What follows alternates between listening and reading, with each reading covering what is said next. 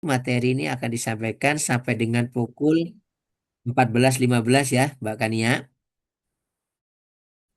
Nanti tolong dibantu memberikan banyak wawasan tambahan kepada para peserta. Pak Yai, ini peserta pelatihan penyeliah halal angkatan 2.30, Baik. artinya angkatan 130. Jumlah pesertanya kurang lebih 30 orang, Pak Yai. Iya, Dan industrinya bermacam-macam ini lengkap. baik. Jadi dari mulai makanan dan minuman, kosmetik, produk kimia, barang gunaan, sampai Baik. jasa penyembelihan, pengemasan, Nah, ini pendistribusian, penyimpanan. komplit ya, Pak. Jadi ini terwakili Iya. semua nampaknya komplit ya. Mudah-mudahan lancar Pak Yai dan memberikan banyak manfaat buat peserta semua. Kepada Mbak Kania dan Pak Yai, waktu dan layar dipersilakan. Silakan Mbak Ya, Kania. terima kasih banyak Pak Osep atas kesempatannya. Mungkin Pak Yai saya izin buka untuk sesi kali ini ya Pak. Baik. Silakan. Assalamualaikum warahmatullahi wabarakatuh. Waalaikumsalam. Waalaikumsalam Waalaikumsalam warahmatullahi wabarakatuh. Oke, baik, selamat siang Bapak Ibu peserta pelatihan penyeliah halal. Kita akan lanjut ke sesi yang kedua, yakni terkait dengan pemaparan materi tentang konsep halal haram menurut Al-Quran dan Sunnah serta fatwa-fatwa MUI. Nah, di sini materi akan disampaikan oleh Bapak Dr. Kiai Haji Arwani Syairozi dari Majelis Ulama Indonesia, dan materi akan disampaikan kurang lebih selama 2 jam nih Bapak Ibu sekalian, mulai dari sekarang hingga nanti pukul 14.15 seperti itu. Nah, nanti sesi akan dibagi menjadi dua nih Bapak Ibu sekalian. Yang pertama adalah sesi penyampaian materi, dan yang kedua akan ada sesi tanya jawab. Jadi nanti Bapak Ibu yang ingin bertanya bisa melaksanakan sesi tanya jawab bisa mengajukan pertanyaannya di sesi tanya jawab nanti seperti itu. Mungkin Pak Yai, apakah sudah siap Bapak? Baik, Mbak Kania, bisa saya presentasi sekarang ya. Untuk makalah dari admin atau dari saya yang share-nya, Mbak Kania?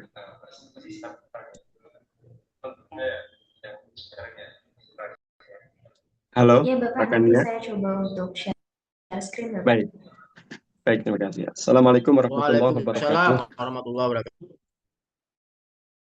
Bismillah, walhamdulillah, wassalatu wassalamu ala Rasulillah, Sayyidina Muhammadin ibn Abdullah, wa ala alihi wa ashabihi wa mawalah, wa la hawla wa la quwata illa billah.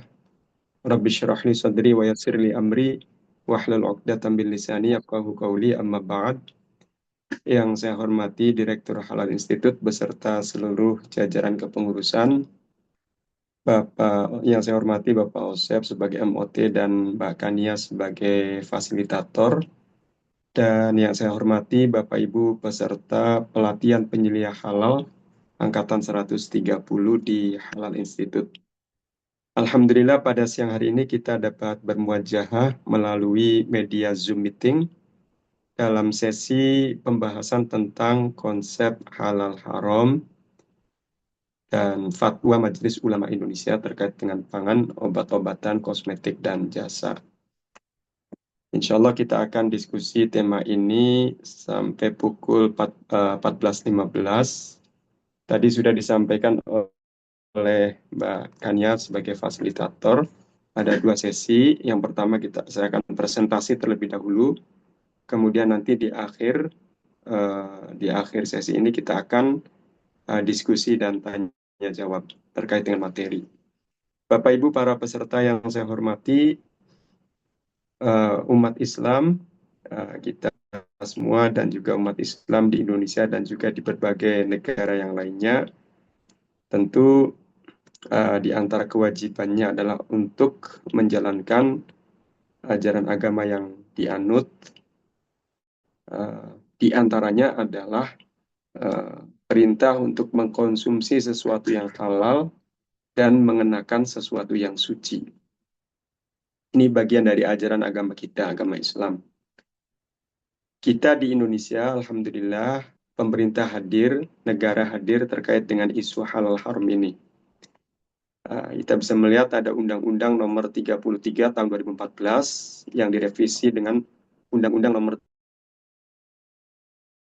32 Tahun 2020. tentang sistem jaminan produk halal atau apakah terkait dengan isu halal ya. Dan ini merupakan terobosan yang luar biasa untuk melindungi masyarakat Muslim di Indonesia, konsumen Muslim di Indonesia. Dari undang-undang ini kemudian lahir ada satu badan yang fokus untuk menangani isu halal di Indonesia, yang tentunya menjadi garda terdepan dalam menangani berbagai hal yang terkait dengan halal haram.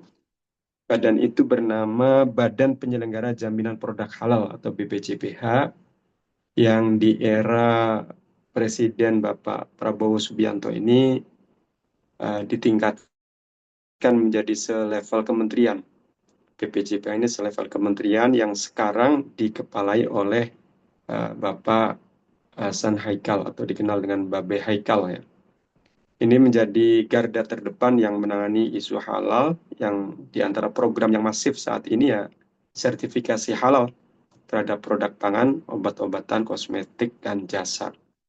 Dalam menjalankan tugas fungsinya, BPJPH ini bersinergi dengan berbagai lembaga instansi yang terkait, di antaranya dengan Badan Pengawas Obat dan Makanan, kemudian juga dengan Komisi Fatwa Majelis Ulama Indonesia. Tentu dengan Komisi Fatwa MUI ini adalah kaitan dengan fatwa produk halal. Berbicara tentang halal haram, berbicara tentang konsep halal, tentang sertifikasi halal, perlu kita kaitkan dengan maqasid syariah, tujuan syariat Islam. Para ulama memformulasikan maqasid syariah ini ke dalam 5 hal yang saya cantumkan dalam makalah ini. Yang pertama adalah hifdzuddin, melindungi agama. Kemudian hifdzun nafas, melindungi nyawa. Hifdzul akal, melindungi akal. Hifdzul mal, melindungi harta. Dan hifdzun nasab, melindungi keturunan. Jadi 5 hal ini oleh para ulama dianggap sebagai maqasid syariah Islamiyah, tujuan syariat Islam. Hifdzuddin, melindungi agama. Nah, artinya orang yang memperhatikan aspek halal, aspek kehalalan dari apa yang ia konsumsi, memperhatikan aspek kesucian dari apa yang ia kenakan. Nah, ini orang tersebut ya termasuk dia melindungi akidah yang diyakini, agama yang dianut. Nah, dia menjalankan ajaran agamanya. Dan itu bagian dari hifdzuddin, menjaga agama yang dianut. Kemudian yang kedua, hifdzun nafas, melindungi nyawa. Karena di antara kita sekian miliar orang yang hidup di dunia ini, ya masing-masing punya nyawa hanya satu. Tidak ada yang punya nyawa cadangan ya. Kalau ban itu ada ban serep, itu nggak ada istilah nyawa serep itu. Semuanya satu, siapapun dia. Nah, satu ini harus betul-betul dijaga. Harus betul-betul dijaga, jangan sampai sirna sia-sia. Kaitan dengan hifdzun nafas, menjaga nyawa, para ulama diantaranya menegaskan tahrim tanawulil madarat, haram mengkonsumsi atau melakukan sesuatu yang membahayakan, yang mengancam nyawa. Apapun yang mengancam nyawa, maka haram dikerjakan, haram dikonsumsi. Nah, ini misalkan racun. Ya. Racun ini ketika dikonsumsi akan mengancam nyawa seseorang. Nah, secara fikih itu hukumnya haram, haram dikonsumsi. Kemudian hifdzul akal, menjaga akal. Ini juga bagian dari maqasid syariah, tujuan syariat Islam. Jadi setiap manusia ini menjadi bagian, menjadi makhluk yang paling istimewa jika dibandingkan dengan makhluk-makhluk Allah yang lainnya. Nah, titik keistimewaannya itu ada pada akalnya. Nah, manusia ini kan kalau dalam penegasan Al-Quran, laqad khalaqnal insana fi ahsani taqwim. Manusia ini diciptakan dalam bentuk yang paripurna. Nah, keparipurnaan ini ada pada fungsi akalnya. Jadi dengan akalnya manusia bisa melakukan banyak inovasi, bisa melakukan banyak terobosan dan hal-hal yang luar biasa. Bahkan dengan fungsi akalnya manusianya bisa menaklukkan dan mengeksploitasi makhluk-makhluk Allah yang ada di sekitarnya. Seganas apapun hewan yang ada di hutan, oleh manusia itu bisa ditaklukkan. Seekor buaya, seekor harimau itu kulitnya bisa menjadi dompet, bisa menjadi sabuk, bisa jaket, bisa aksesoris. Nah, itu tentu dengan kecerdasan akal manusia bisa menaklukkan dan mengeksploitasi. Nah, makanya menjaga fungsi akal ini menjadi bagian dari maqasid syariat, tujuan syariat Islam. Para ulama di antara hal yang terkait dengan penjelasan ulama yang di antara yang terkait dengan hifdzul akal, menjaga fungsi akal adalah tentang hormat atau tahrim tanawulil muskirat, haram mengkonsumsi sesuatu yang memabukkan, yang merusak fungsi akal. Entah itu benda cair atau benda padat, pokoknya yang eh, memabukkan, merusak fungsi akal, secara fikih hukumnya haram. Kalau di kampung ada kecubung, kecubung orang makan ini nggak bisa pulang ke rumah dia. Atau banyak bentuknya ya, ada narkoba, ada ganja dan minuman yang memabukkan. Nah, itu semua memabukkan, merusak fungsi akal, secara fikih hukumnya haram dikonsumsi. Ini bagian dari hifdzul akal, menjaga fungsi akal. Kemudian hifdzul mal, menjaga harta. Jadi harta ini tentu apa setiap orang berbeda-beda kepemilikannya ya. Secara kualitas dan kuantitas berbeda-beda. Antara satu orang dengan yang lainnya tidak sama. Tapi ada satu pakem yang bisa dipegang oleh siapapun. Dalam fikih itu ada istilah dalam mentasarufkan harta itu harus at-tawassut, moderat. Moderat ini maksudnya adalah adamul ifroti wa taftir. Adam uh, tidak boros dan tidak pelit. Tidak boros dan tidak pelit. Nah, ini jadi uh, begini, kalau kebutuhan berapapun nominalnya kita perjuangkan dan kita tasarufkan. Tapi kalau keinginan sesedikit apapun ya harus dipertimbangkan terlebih dahulu apakah perlu ditasarufkan atau tidak perlu ditasarufkan. Jadi betul-betul mentasarufkan harta ini harus sesuai dengan kebutuhan. Tidak cukup hanya sekedar keinginan. Nah, kurang lebih seperti itu. Kemudian kaitan dengan uh, konsep halal haram dengan hifdzul mal, menjaga harta, bisa saja orang mengkonsumsi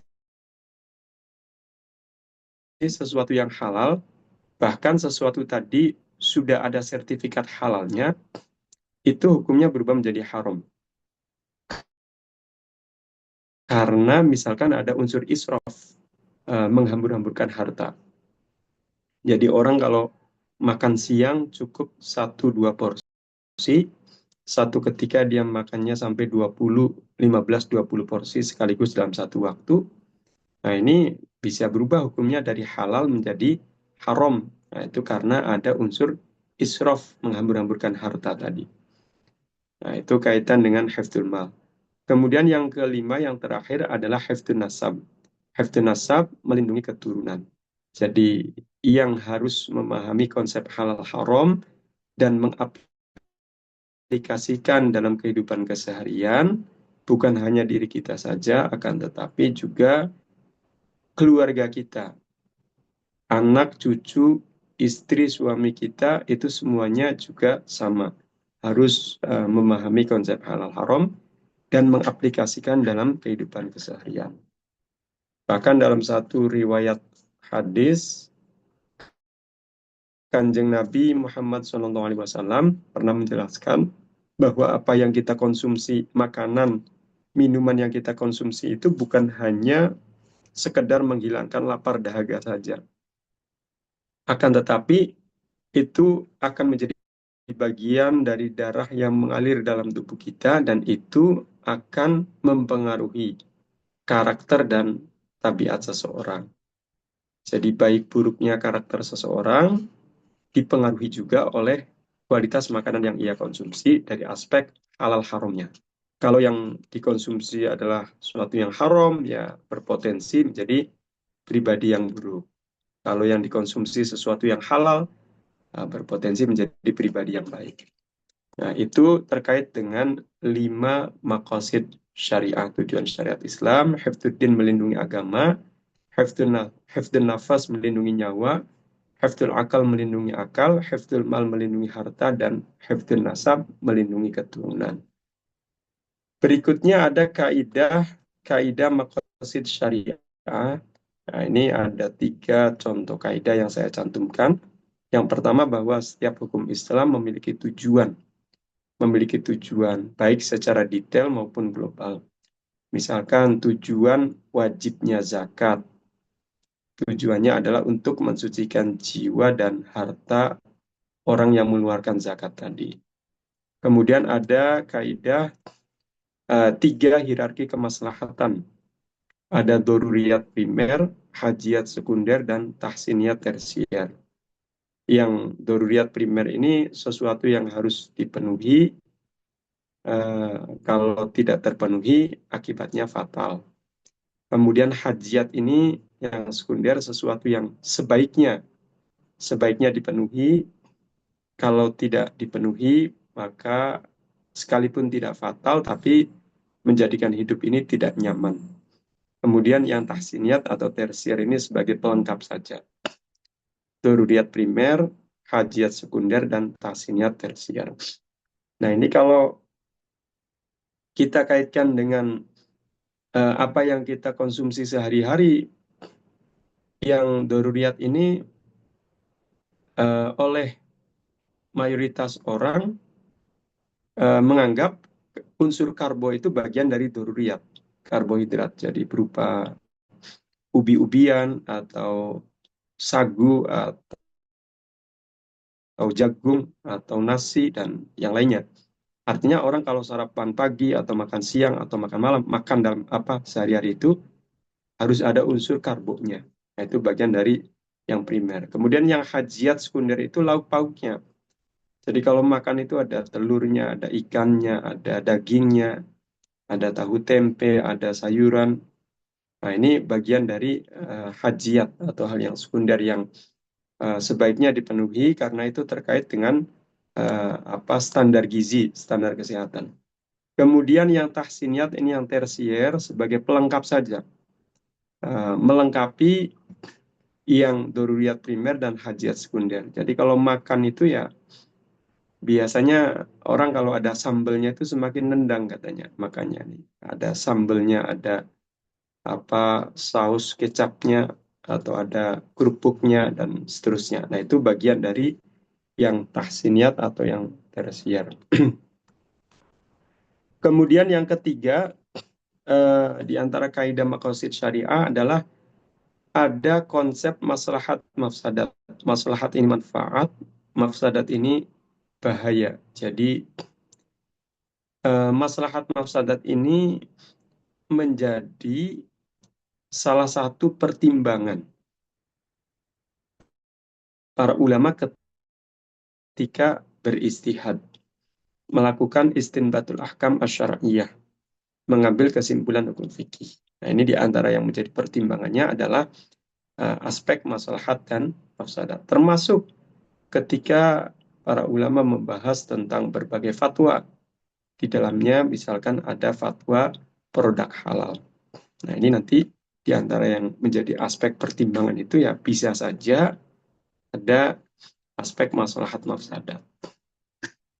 Baik, Bapak Ibu para peserta yang saya hormati, berikutnya ada al-ahkam asy-syar'iyyah, hukum-hukum syar'i. Nah, ini saya kira sangat familiar. Ibu, Bapak, para peserta sudah sangat memahami al-ahkam asy-syar'iyyah, hukum-hukum syar'i. Ada wajib, sunnah, haram, makruh, dan mubah. Jadi kalau berbicara tentang hukum Islam ya tidak lepas dari wajib, sunnah, haram, makruh, dan mubah atau halal. Yang wajib ini sesuatu yang harus dikerjakan. Kalau ditinggalkan secara sengaja, tidak ada uzur secara syar'i ya, maka hukumnya berdosa. Contohnya seperti puasa di bulan suci Ramadan.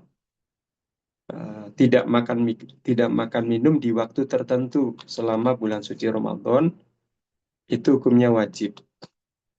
Kalau ada orang muslimah yang sudah akil baligh, kemudian tidak berpuasa di bulan suci Ramadan, padahal dia tidak ada uzur, seperti sakit atau bepergian, atau kalau perempuan sedang datang bulan misalkan.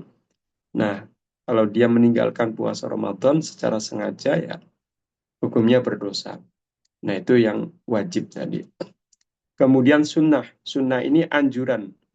Anjuran untuk mengerjakan. Jadi kalau wajib harus mengerjakan, kalau sunnah hanya sebatas anjuran saja. Anjuran mengerjakan. Di antara contoh yang sunnah, seperti mengawali buka puasa dengan sesuatu yang rasanya manis. Eh, Contohnya buah kurma misalkan. Makanya ketika menjelang bulan suci Ramadan, buah kurma ini sangat familiar.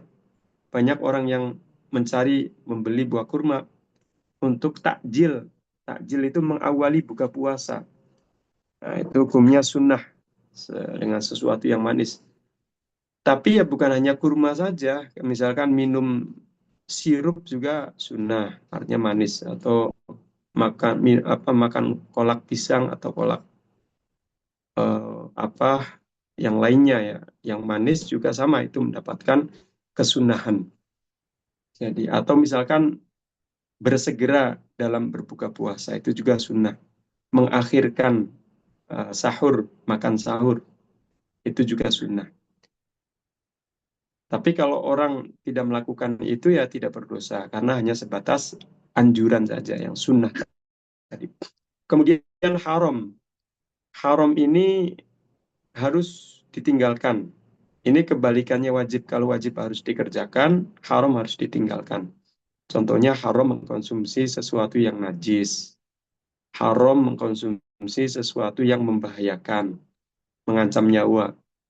Haram mengkonsumsi sesuatu yang memabukkan, merusak fungsi akal, dan seterusnya. Kemudian makruh. Makruh ini anjuran untuk meninggalkan. Kalau haram kebalikannya wajib, makruh kebalikannya sunnah. Jadi hanya sebatas anjuran saja, anjuran untuk meninggalkan. Di antara contoh yang makruh, seperti mengkonsumsi sesuatu yang baunya menyengat ketika kita ingin berkumpul dengan orang banyak. Kita ingin sholat berjamaah di masjid, atau sholat Jumatan, atau menghadiri kondangan, resepsi pernikahan, atau menghadiri arisan, atau rapat secara offline. Kemudian mau berangkat, makan buah durian dulu, atau makan jengkol dulu. Nah, ini baunya menyengat. Itu hukumnya makruh. Karena nanti tidak semua orang yang akan bertemu secara fisik dengan kita itu tidak semuanya hobi makan durian, tidak semuanya suka makan bawang putih atau petai dan seterusnya. Nah, ini makanya hukumnya makruh. Kemudian mubah. Mubah ini tadi makruh ya, makruh itu kalaupun ada orang mengerjakan ya secara fikih tidak berdosa. Karena hanya sebatas anjuran untuk meninggalkan. Kemudian mubah yang terakhir, mubah ini sesuatu yang boleh. Tidak ada keharusan untuk mengerjakan atau meninggalkan, juga tidak ada anjuran untuk mengerjakan atau meninggalkan. Jadi posisinya kalau persneling mobil ini netral, tidak maju, tidak mundur istilahnya. Nah, netral mubah ini contohnya seperti makan, minum. Ini mubah. Mau makan, mau minum boleh, tidak pun tidak apa-apa. Atau ngobrol, jalan-jalan juga mubah. mau ngobrol boleh, tidak juga tidak apa-apa. Nah, tapi yang mubah ini nanti bisa saja berubah menjadi haram atau menjadi wajib. Dari mubah menjadi wajib, dari mubah menjadi haram, itu bisa. Contohnya misalkan dari mubah menjadi wajib. Makan mubah, tapi bagi orang yang punya kondisi khusus, misalkan dia punya penyakit yang menurut rekomendasi dokter, dia tidak boleh telat makan. Kalau telat makan, nanti akan dipastikan kambuh penyakitnya dan bisa parah, bahkan bisa mengancam nyawanya. Nah, kalau vonisnya seperti ini, maka makan, bahkan makan tepat waktu bagi orang tersebut ya hukumnya menjadi wajib. Atau dari mubah berubah menjadi haram. Minum, minum ini ya mubah. Mau minum boleh, tidak pun tidak apa-apa. Tapi kalau objek yang diminum itu sesuatu yang merusak fungsi akal, ya nanti berubah minumnya itu menjadi haram secara fikih. Nah, itu terkait dengan uh, al-ahkam asy-syar'iyyah, hukum-hukum syar'i. Berarti halal haram ini bagian dari hukum syar'i. Menjaga diri dari mengkonsumsi sesuatu yang haram adalah di antara cara untuk hifdzuddin menjaga agama, hifdzun nafas menjaga nyawa, hifdzul akal menjaga akal, hifdzul mal menjaga harta, dan hifdzun nasab menjaga keturunan.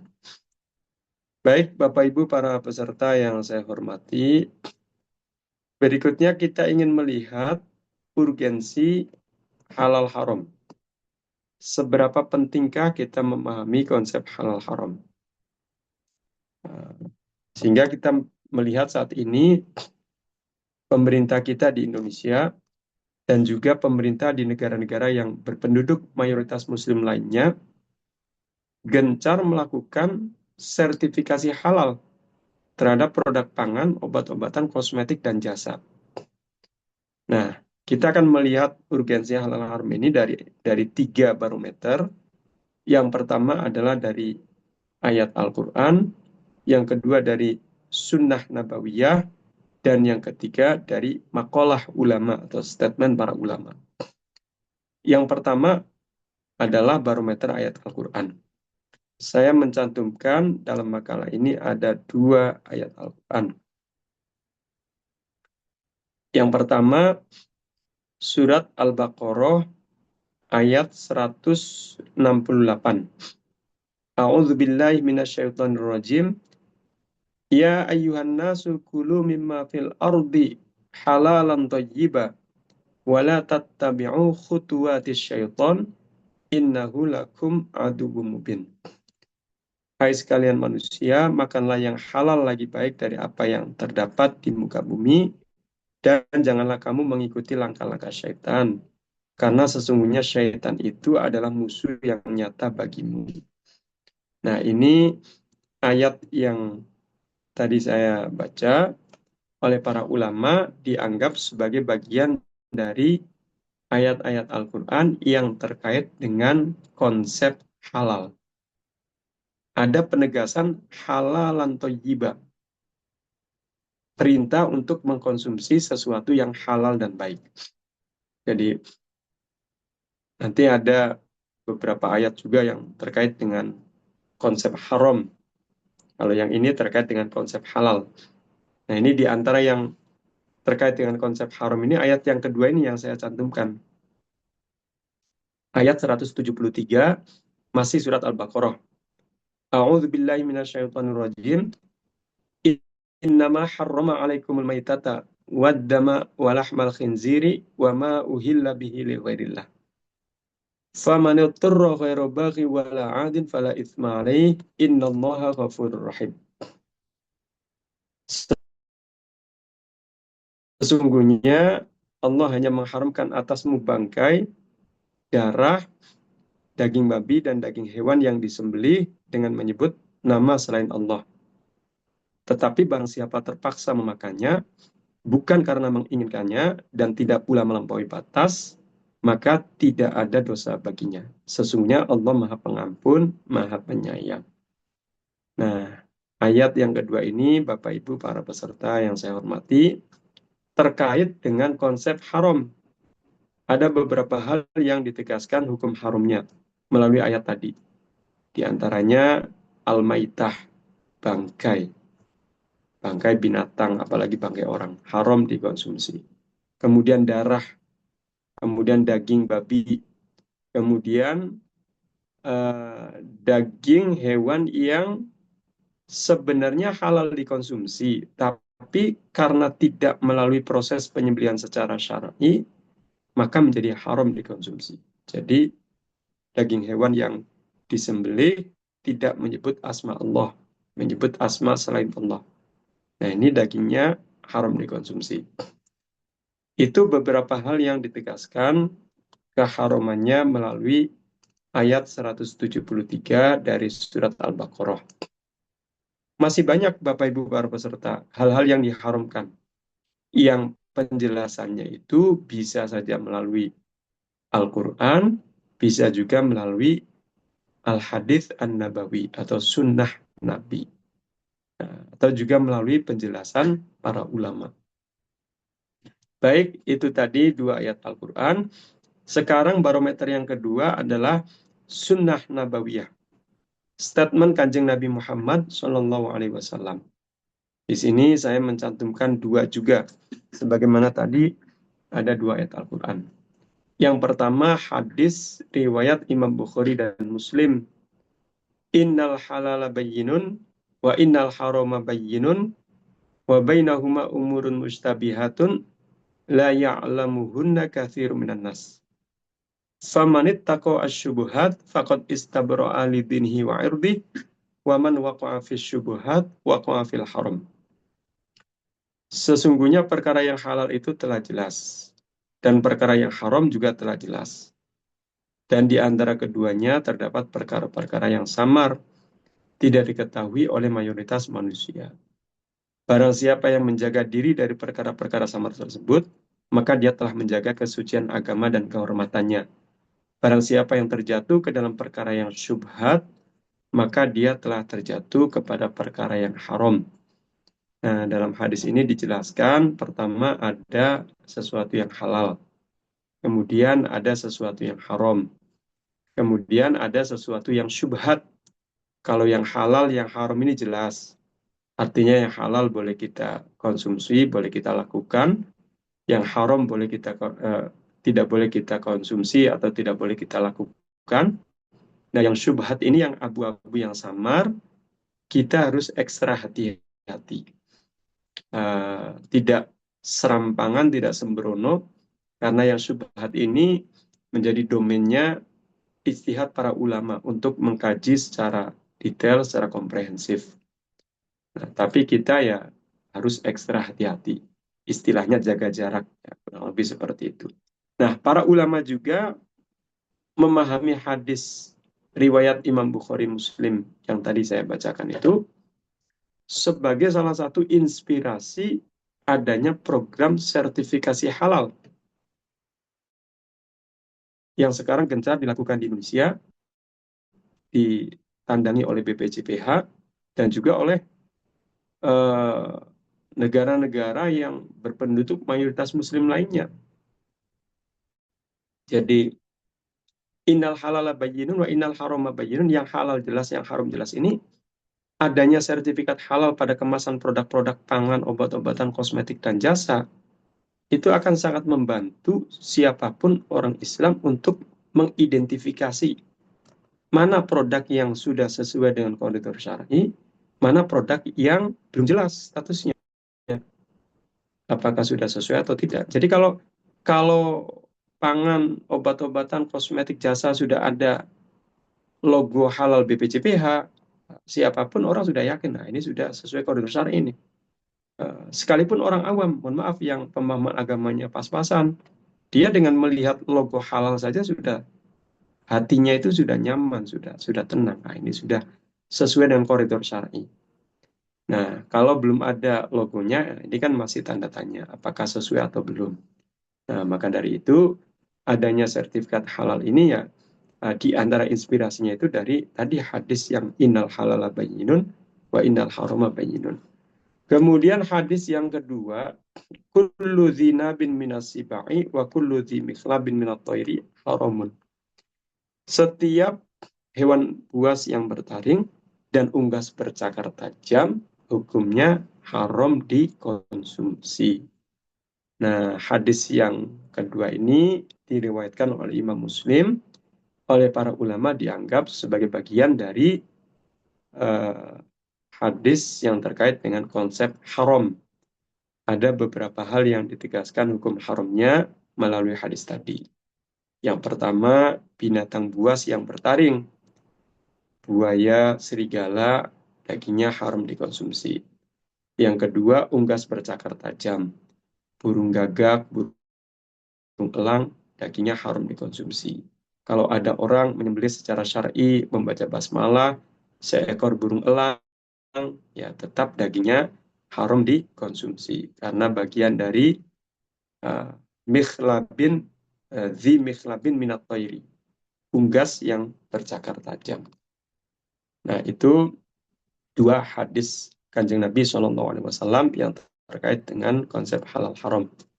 Berikutnya adalah barometer makalah ulama, statement para ulama terkait dengan konsep halal haram. Di sini saya mencantumkan ada 3 kaidah fikih, al-qawaid al-fiqhiyah. Nah, ini 3 kaidah fikih ini tentu merupakan statement ulama.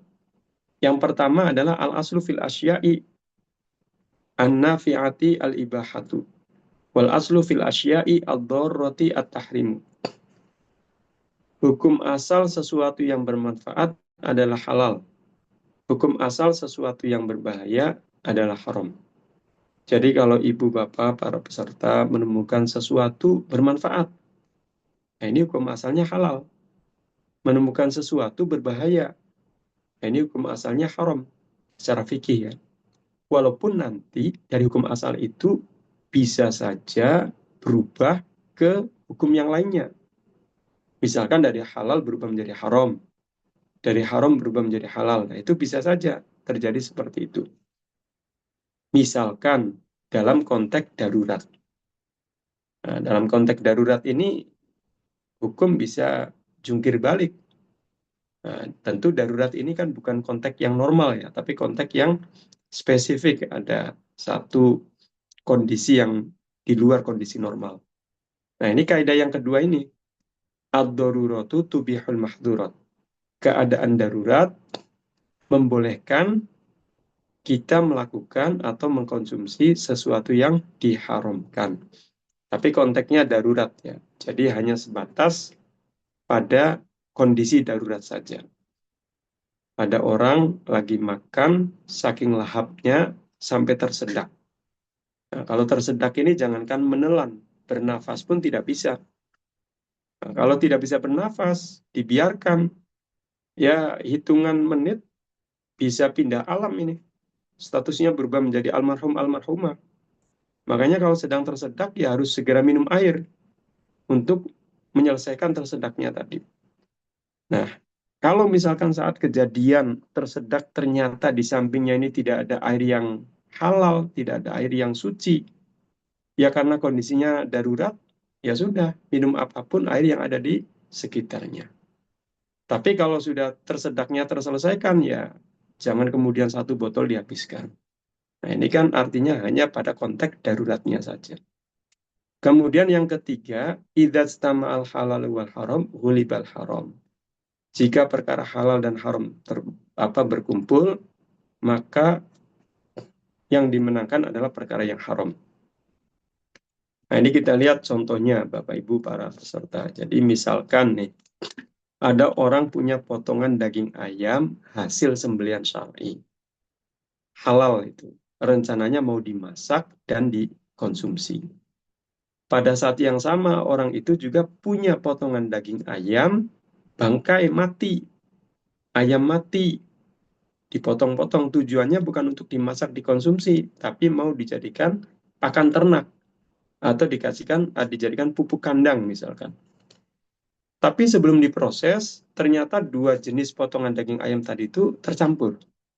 Tercampur dalam satu tempat, satu wadah, dan tragisnya pemiliknya itu tidak mampu untuk membedakan mana potongan daging ayam yang hasil sembelihan syar'i yang halal tadi, mana potongan daging ayam yang bangkai tadi. Nah, dalam kondisi tercampur dan dia tidak mampu membedakan, maka berlakulah kaidah tadi, idza istama'al halal wal haram ghulibal haram. Jika perkara halal dan haram berkumpul, maka yang dimenangkan adalah perkara yang haram. Maka semua potongan daging ayam tadi, karena dia tidak mampu untuk membedakannya, ya sudah, semuanya menjadi haram untuk dikonsumsi. Nah, ini contoh kaidah idastamal halal wal haram ghulibal haram. Baik, Bapak Ibu para peserta, itu tadi makalah ulama, statement ulama, kemudian sunnah nabawiyah, hadis Nabi dan ayat Al-Quran yang terkait dengan konsep halal haram. Jadi ini hanya sebatas contoh saja Bapak Ibu. Kalau Ibu Bapak menelaah lebih jauh dalam Al-Quran atau hadis atau kutubut turoth, mencari ayat, hadis, dan makalah yang terkait dengan konsep halal haram, pasti akan menemukan lebih banyak lagi. Bukan hanya 2 atau 3 tadi. Baik, berikutnya tentang makanan yang halal atau thayyibah. Tadi ada penegasan ayat Al-Quran, surat Al-Baqarah tadi ya, ada ya ayuhan nasu kulu mimma fil ardi halalan thayyibah, halal dan baik. Nah, sekarang ada lagi di sini surat Al-Maidah 88. Wa kulu mimma razaqakumullahu halalan thayyibah. Wattaqullaha alladzi antum bihi mu'minun. Dan makanlah dari apa yang telah diberikan Allah kepadamu sebagai rezeki yang halal dan baik, dan bertakwalah kepada Allah yang kamu beriman kepadanya. Nah, ini halal dan baik, halal dan thayyibah. Jadi halal itu ya jenis makanan yang boleh dikonsumsi, tidak diharamkan secara syar'i. Kemudian thayyib adalah jenis makanan yang bisa dinikmati, memberi manfaat, karena telah memenuhi standar kesehatannya, gizi, protein, higienis, dan tidak memberikan madarat bagi kesehatan fisik dan psikis, kemudian diperoleh dengan cara yang elegan, halal dan elegan. Jadi nanti bisa saja begini Bapak Ibu, orang mengkonsumsi sesuatu, itu statusnya haram. Misalkan dia mengkonsumsi sesuatu yang najis, nah, ini haram statusnya. Atau dia mengkonsumsi sesuatu hukumnya halalan thayyibah, halal dan baik. Dia makan kue, kuenya itu kondisinya masih layak dikonsumsi, kemudian bahan-bahannya semuanya halal, ya jelas ini karena halal, kemudian didapatkan dengan cara yang elegan. Dia bikin sendiri atau beli atau dikasih dari orang lain. Dia makan, nah ini statusnya halal thayyib. Nah, halal yang ghairu thayyib, halal tapi tidak baik. Misalkan dia makan kue, kondisi kuenya itu sudah agak basi, sudah tidak layak dikonsumsi. Tapi kemudian dia paksa makan itu tadi. Nah, ini maka statusnya itu mengkonsumsi sesuatu yang halal ghairu thayyib. Halal tapi tidak baik. Atau misalkan kuenya masih layak dikonsumsi, masih bagus, tapi cara mendapatkannya itu tidak elegan. Dia tidak mencuri, kalau mencuri kan haram. Tapi dia minta secara paksa dari temannya, dari keluarganya, secara paksa. Sehingga pemiliknya itu nyerahkannya itu ngosok ya. Dia ngosok ya sudah, dia makan. Nah, ini halal tapi ghairu thayyib. Halal tapi tidak baik. Nah, jadi yang level yang tertinggi yang menjadi target utamanya halal dan thayyibah. Walaupun sebenarnya halal ya boleh saja, tapi yang level tertinggi halal. Halal dan thayyibah tadi. Halal dan baik. Kemudian berikutnya ada sebab keharaman sesuatu. Di sini yang saya cantumkan di makalah ada 6. 6 sebab keharaman sesuatu. Yang pertama, an-najis awil mutanajis. An-najis awil mutanajis. Sesuatu yang najis itu haram dikonsumsi. Seperti bangkai, najis. Kemudian mutanajis. Mutanajis ini sesuatu yang terkena najis. Asalnya suci, tapi terkena najis. Dalam kondisi terkena najis, belum disucikan, haram dikonsumsi. Misalkan buah apel. Buah apel ini halal, suci. Ketika suci, halal dikonsumsi. Tapi ketika buah apel tapi jatuh menimpa najis, sesuatu yang najis, dalam kondisi terkena najis, belum dibilas dengan air, belum disucikan, maka hukum buah apel tadi haram dikonsumsi. Yaitu mutanajis ya, terkontaminasi najis. Tapi kalau misalkan disucikan lagi, dibilas dengan air sampai bersih, maka kembali menjadi suci. Apa suci dan halal dikonsumsi. Kemudian yang kedua, al-qadar awil khobath, kotor dan jijik. Seperti kecoa dan belatung. Kemudian al-doror, membahayakan. Seperti racun. Kemudian al-iskar, memabukkan. Seperti al-khamr, minuman yang memabukkan dengan berbagai jenis dan mereknya. Kemudian al-muftarisah, binatang buas. Seperti serigala dan burung elang. Ya, binatang amfibi, hidup di dua alam, di daratan dan di air. Seperti katak dan sesilia. Ini juga hukumnya dagingnya haram dikonsumsi.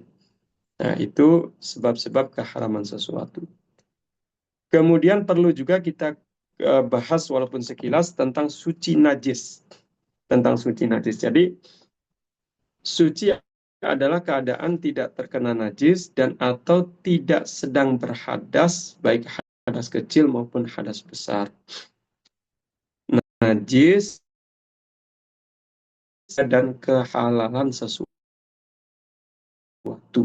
Jadi kalau najis atau terkontaminasi najis, ya haram dikonsumsi. Nah, para ulama membagi najis menjadi 3 macam najis. Saya cantumkan di sini, macamnya najis ada 3. Yang pertama najis mukhafafah ringan. Contohnya air kencing bayi laki-laki belum usia 2 tahun, hanya mengkonsumsi air susu ibunya saja. Ini kategorinya najis mukhafafah atau ringan. Jika ada satu objek yang terkena najis mukhafafah ringan, maka cara mensucikannya itu cukup dengan menciprati air. Dengan menciprati air sudah dianggap cukup. Kalau ingin menyiramkan ya lebih afdol. Misalkan lantai rumah terkena najis air seni atau air kencing bayi yang tadi saya jelaskan.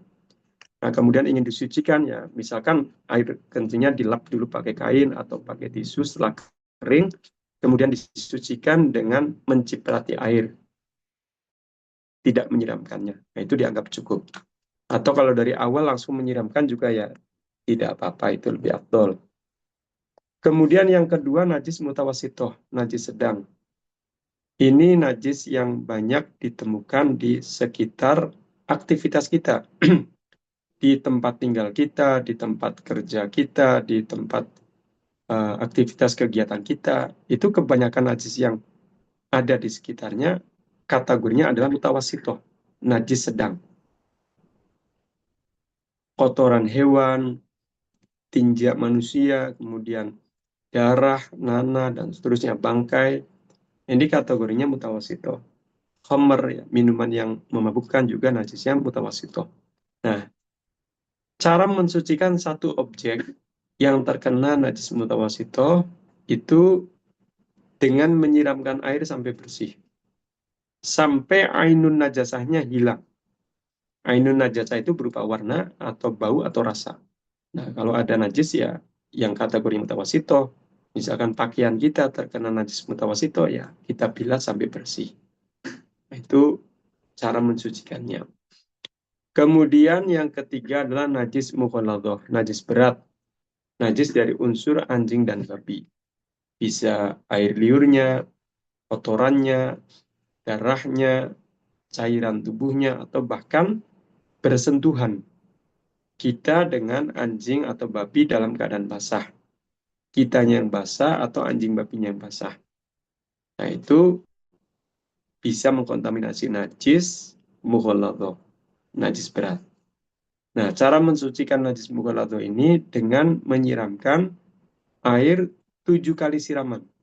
Salah satunya dicampur dengan debu. Boleh pada siraman pertama, atau siraman kedua, atau siraman kelima, siraman ketujuh. Pokoknya salah satunya dicampur dengan debu. Nah, kalau sudah dilakukan 7 kali siraman tadi, maka dianggap suci. Nah, itu tadi 3 macam najis. Ada mukhafafah ringan, mutawasito sedang, dan mughaladhah berat.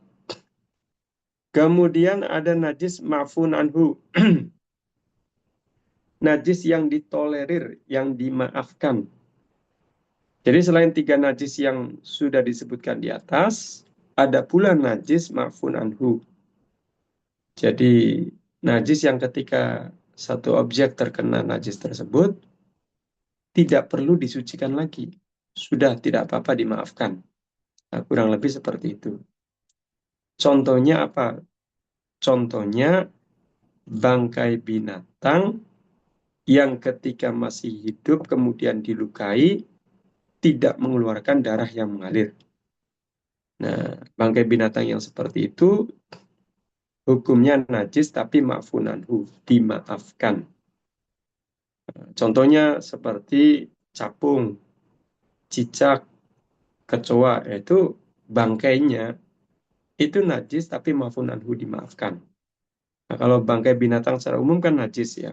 Nah, kalau bangkai capung, bangkai cicak, bangkai kecoa yaitu najis tapi dimaafkan. Nah, tidak perlu disucikan ketika ada satu objek terkena bangkai capung misalkan, dan seterusnya. Bahkan ketika ada orang misalkan minum secangkir teh atau kopi atau susu atau coklat, kemudian ternyata di cangkirnya itu ada bangkai lalat. Nah, ini secara fikih nih, secara fikih ya tetap masih halal dikonsumsi. Ya kalau mau ya bangkainya dibuang, secangkir kopinya apa bangkai lalatnya dibuang, secangkir kopinya masih halal dikonsumsi, masih masih boleh diminum. Nah, itu karena apa? Ma'fun anhu, dimaafkan. Atau misalkan contoh lain, najis yang dimaafkan. Ada orang jualan kue yang lokasinya tidak jauh dari titik yang najis, titik-titik najis. Misalkan ada tempat sampah atau selokan dan seterusnya. Kemudian ada lalat atau banyak lalat berterbangan. Di situ hinggap ke sana kemari, termasuk ke kue-kuean yang dijual tadi. Nah, ini secara fikih hukumnya najis karena tadi lalat terbang dari tempat sampah, dari selokan, misalkan hinggap ke kue-kuean gorengan tadi, misalkan kasat mata. Nah, itu hukumnya najis, tapi ma'fun anhu, dimaafkan. Artinya tetap halal dikonsumsi. Kalau tetap ingin mengkonsumsinya ya boleh. Nah, itu najis yang ma'fun anhu. Baik, Bapak Ibu para peserta yang saya hormati, berikutnya relasi antara suci najis dengan halal haram. Jadi, sesuatu yang halal dikonsumsi bisa menjadi haram ketika terkontaminasi najis. Atau tadi yang istilahnya adalah mutanajis, terkontaminasi najis. Buah apel halal, tapi kalau kena najis, ya selama belum disucikan, ya hukumnya haram dikonsumsi. Kemudian sesuatu yang suci tidak otomatis halal dikonsumsi. Contoh, daun ganja itu suci. Kalau ada orang sholat, di saku bajunya ada daun ganja misalkan. Ya sholatnya tetap sah karena itu suci. Tapi kalau dikonsumsi ya hukumnya haram. Karena itu ada unsur iskar, merusak fungsi akal. Kemudian relasi yang ketiga, halal haram identik dengan apa yang dikonsumsi. Suci najis identik dengan apa yang dikenakan atau digunakan.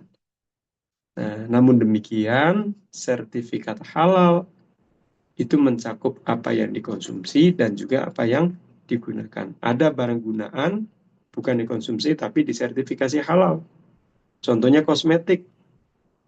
Nah, kosmetik ini digunakan untuk penggunaan luar, tapi di bagian dari sesuatu yang disertifikasi halal.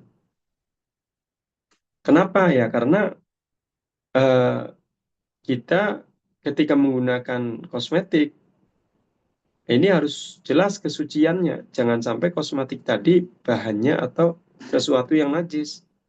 Kalau sesuatu yang najis nanti ketika kita sholat, maka sholat kita tidak sah karena ada najis tadi. Atau contoh lain misalkan ada freezer, lemari es, kulkas, ada logo halal BPJPH. Pasti Bapak Ibu sering melihat. Nah, ini bukan berarti ada orang kalau makan siang dia motong-motong freezer dulu baru dimakan karena ada logo halalnya katanya. Nah, itu tidak. Tapi karena kata pakar elektronik, komponen pendingin di kulkas, freezer, lemari es itu ada yang bisa dibuat dari unsur babi, ada juga bisa dibuat dari unsur selain babi. Nah, kalau komponen pendinginnya itu dari unsur babi, ini akibatnya fatal. Nanti apa yang ada di dalam freezer tadi terkontaminasi najis dan najisnya najis mukholaf atau najis berat. Yang cara mensucikannya itu riskan, 7 kali siraman, salah satunya dicampur dengan debu. Nah, nanti sayuran, buah-buahan, daging-dagingan, kue-kue yang ada di dalamnya, semuanya terkontaminasi najis. Kalau komponen pendinginnya itu terbuat dari unsur babi.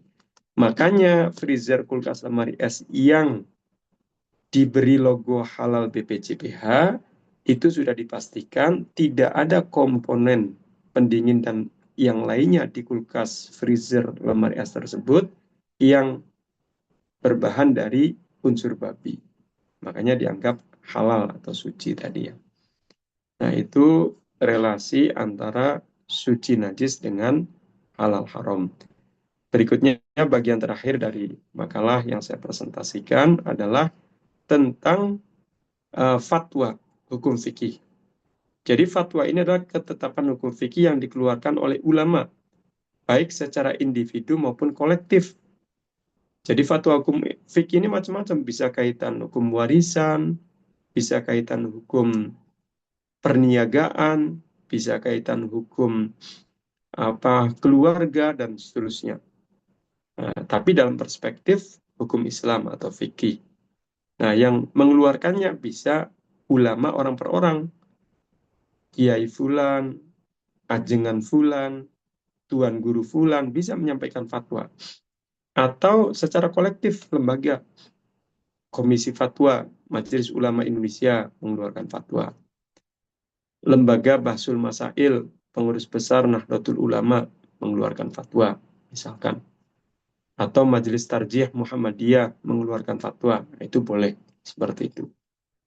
Nah, kecuali Bapak Ibu para peserta, kecuali fatwa produk halal. Fatwa produk halal adalah fatwa yang dijadikan acuan oleh BPJPH, Badan Penyelenggara Jaminan Produk Halal, ketika mengeluarkan sertifikat halal. Nah, fatwa produk halal ini tidak ada yang berwenang atau boleh mengeluarkan, membahas dan mengeluarkannya, kecuali 2 lembaga. Yang pertama, Komisi Fatwa Majelis Ulama Indonesia untuk pengajuan sertifikat halal secara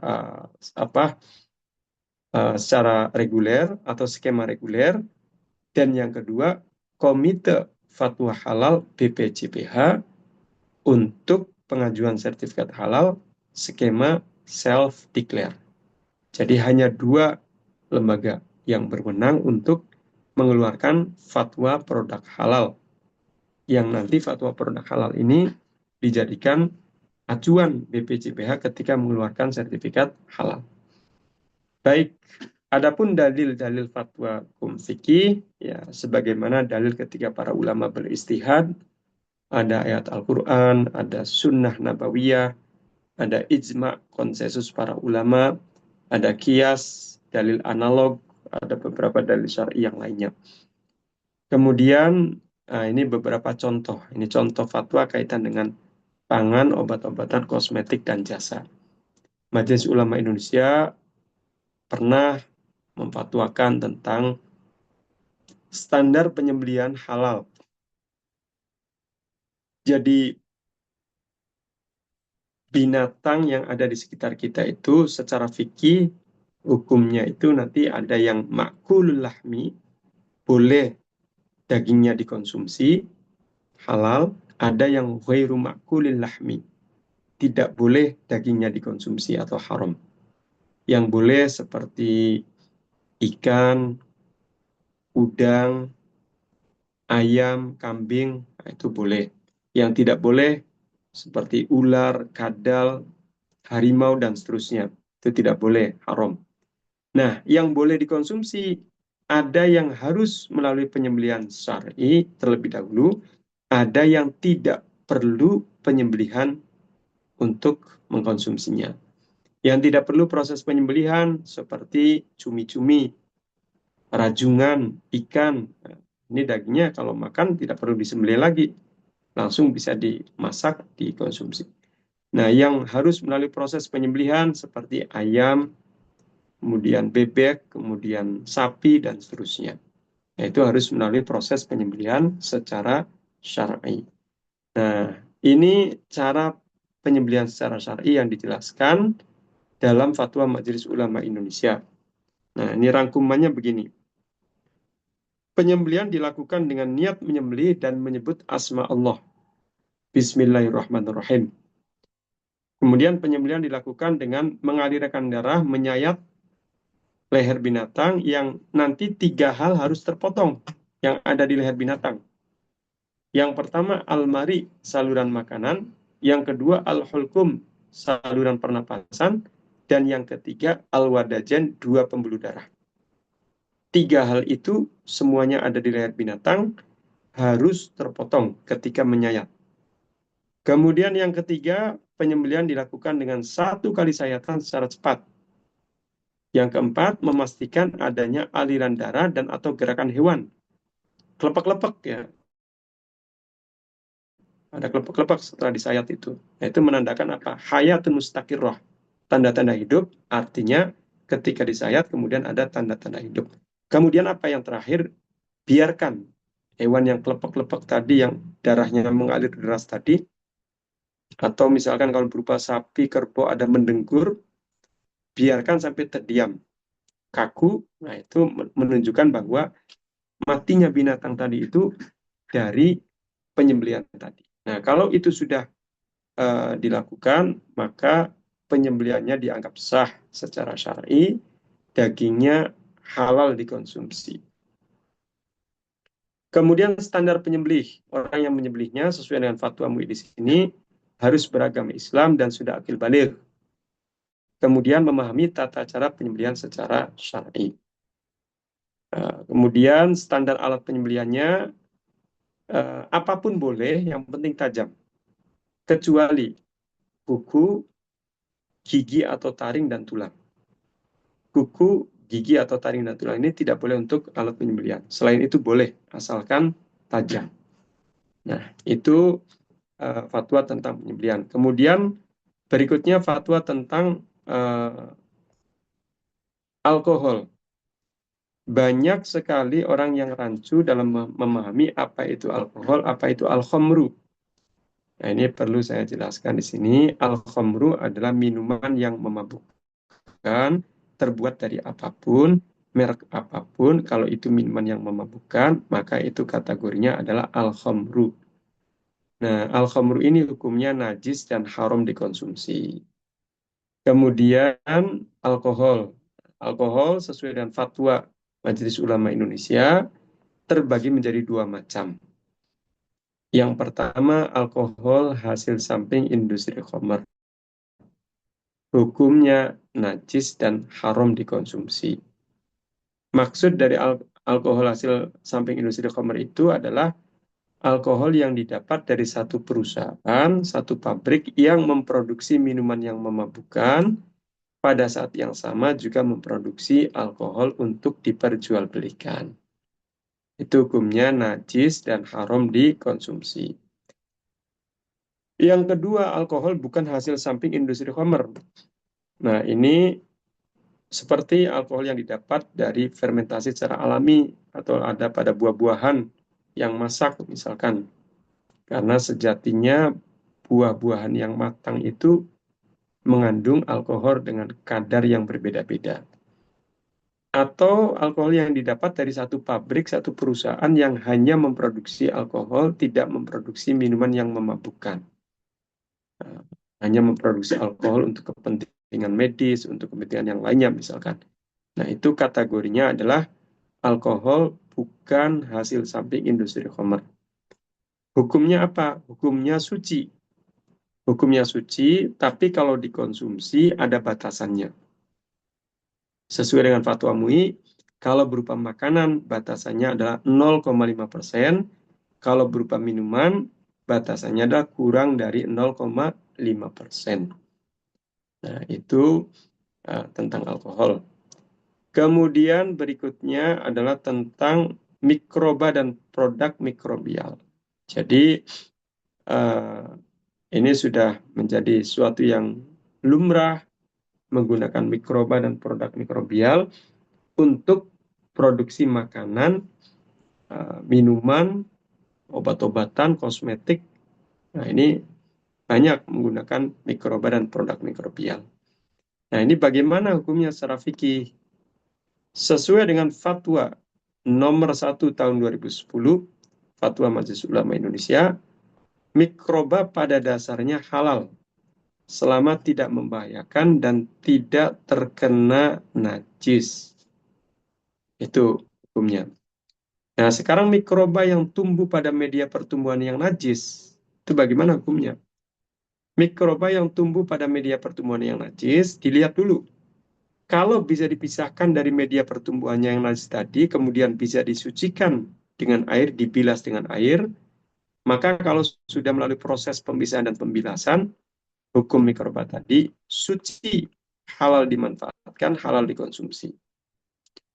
Tapi jika mikroba yang tumbuh pada media pertumbuhan yang najis tadi tidak bisa dipisahkan dari medianya yang najis dan tidak bisa disucikan dengan air, maka hukumnya najis, haram dimanfaatkan, haram dikonsumsi. Kemudian mikroba yang tumbuh pada media pertumbuhan yang terbuat dari unsur anjing dan babi, hukumnya najis dan haram dikonsumsi, haram dimanfaatkan. Nah, itu hukum fatwa tentang mikroba dan produk mikrobial.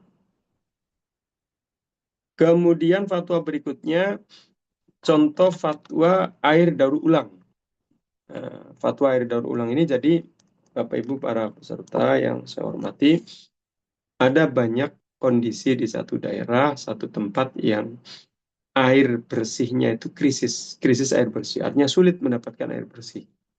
Nah, ini MUI, Majelis Ulama Indonesia, sudah pernah memfatwakan tentang air daur ulang. Dalam fatwa ini dijelaskan air daur ulang itu boleh halal dikonsumsi, halal dimanfaatkan. Bahkan dalam fatwa ini dijelaskan ada 3 cara untuk mendaur ulang air. Yang pertama, thariqatun nazhi dengan cara menguras. Yang kedua, thariqatul mukatharah dengan cara memperbanyak volume air. Yang ketiga, thariqatut taghyir dengan cara merekayasa. Yang pertama, thariqat an-nazah dengan cara menguras. Contohnya pada sumur.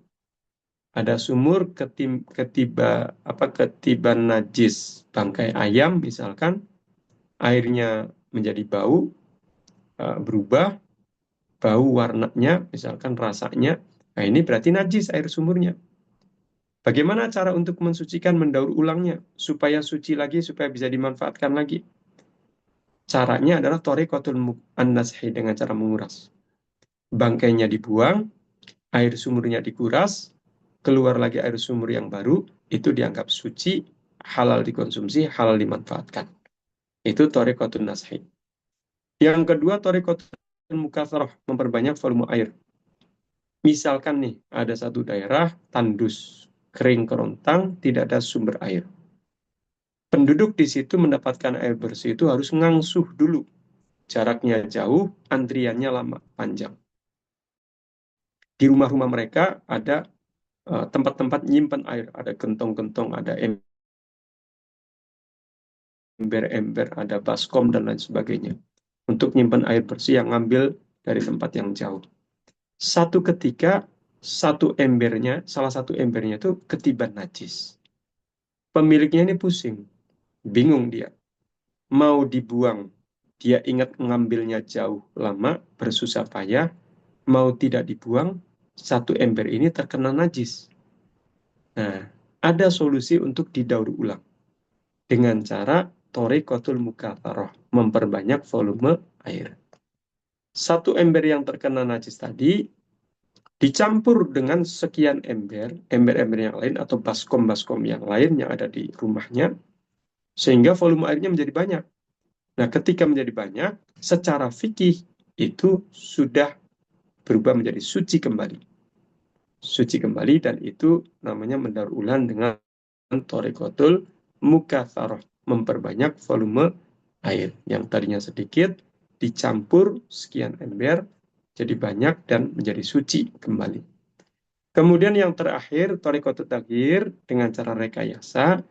Ini yang terjadi di kota-kota besar yang krisis air bersih. Di situ ada perusahaan yang mendaur ulang air dengan alat dan obat. Ada mesinnya, ada alatnya, ada obatnya. Nah, ini hukumnya bagaimana? Boleh, kata fatwa MUI, halal. Dengan syarat, pertama, alat dan obatnya tidak terbuat dari sesuatu yang najis. Yang kedua, hasil rekayasanya tidak membahayakan. Kalau dua syarat ini terpenuhi, maka rekayasa daur ulang dengan alat dan obat tadi hukumnya halal dikonsumsi, halal dimanfaatkan. Makanya di kota-kota besar yang krisis air, air yang sudah mengalir di selokan yang sudah keruh, masuk lagi ditampung, kemudian diolah, direkayasa dengan alatnya ada, obatnya ada, hasilnya jernih kembali, bahkan ketika dicek di laboratorium, itu sifat-sifatnya kembali seperti semula. Nah, ini secara fikih hukumnya suci kembali, halal dikonsumsi, halal dimanfaatkan. Baik, kemudian contoh fatwa yang terakhir, Bapak Ibu yang saya hormati, fatwa tentang kopi luwak. Kopi luwak adalah biji kopi yang dimakan oleh binatang luwak, kemudian masuk ke dalam perutnya, kemudian keluar lagi bersama ampas kotoran binatang luwak. Kemudian disucikan. Nah, keluar itu masih dalam keadaan utuh, tidak hancur ya. Dalam keadaan utuh biji kopinya, kemudian dibilas dengan air sampai bersih, kemudian ditumbuk menjadi bubuk kopi, kemudian diseduh menjadi minuman kopi. Konon kata penikmat kopi, kopi luwak ini rasanya luar biasa. Tapi yang benar-benar kopi luwak ya, bukan hanya sekedar namanya saja.